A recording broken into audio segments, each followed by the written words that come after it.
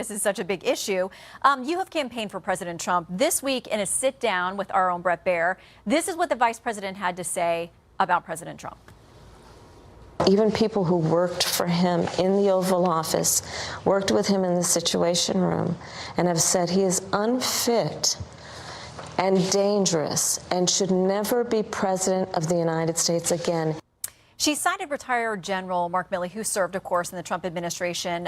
He is quoted in Bob Woodward's new book saying this: "He is the most dangerous person ever," meaning President Trump. "I had suspicions when I talked to you about his mental decline and so forth, but now I realize he's a total fascist. He is now the most dangerous person to this country." There are ads with quotes from former Trump staffers, people who served under him, saying similar things. Why should Americans not have some concern if people who worked closest with President Trump are describing him this way?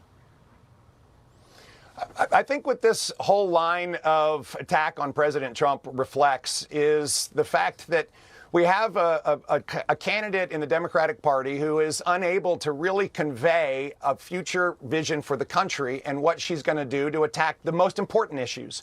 And so what do? They actually have to revert to old adages about what they have been calling him for a long time, which is sadly the lie that he's unfit for office. And the reality, of course, is if they would just focus on what voters are focusing on, which is the economy, the border, national security, and of course feeling safe in our own country because of the number of illegal immigrants that have come across the border and changed every state into a border state. Shannon, I'm a governor in a state that is